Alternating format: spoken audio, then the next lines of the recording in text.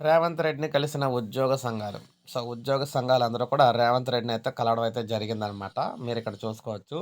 రాష్ట్రంలో సుదీర్ఘకాలంగా ఉపాధ్యాయులు ఎదురుచూస్తున్న సర్వీస్ నిబంధనలు వెంటనే రూపొందించాలని జెప్పేసి ఎస్‌టీయు, టీఎస్ నేతలు ముఖ్యమంత్రి రేవంత్ రెడ్డిని కోరారు.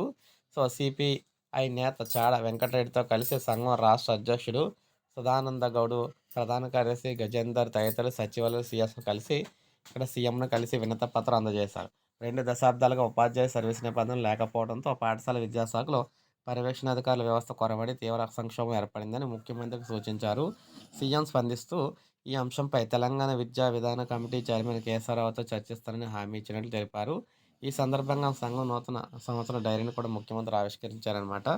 ఆరోగ్య పథకం అమలుకు సీఎం సానుకూలంగా స్పందించారు.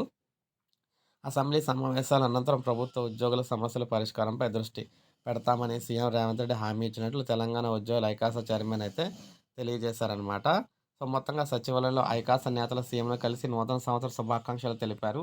ఈ సందర్భంగా సమస్యలను ప్రస్తావించగా ఉద్యోగుల ఆరోగ్య పథకం అమలు చేసేందుకు సీఎం సానుకూలంగా స్పందించారని పేర్కొన్నారు. టీజీఓ నూతన ప్రధాన కార్యదర్శి శ్యామ్ను సీఎం అభినందించారు. పదవి విరమణ చేసిన ప్రభుత్వ ప్రధాన కార్యదర్శి సత్యనారాయణ సత్కరించారు. సీఎంను కలిసిన వారిలో ఐకాస నేతలు ముజీబ్ మధుసూదన్ రెడ్డి, అనిల్ కుమార్, కస్తూరి వెంకటేశ్వర్లు, కృష్ణ యాదవ్, రామారావు ఉన్నారన్నమాట. సో, ఈ విధంగా ఉద్యోగులకు సంబంధించి సీఎంను కలవడం జరిగింది. సమస్యలకు సంబంధించి ఇది అప్డేట్. ఒక లైక్ చేయండి, సబ్స్క్రైబ్ చేసుకోండి మన ఛానల్.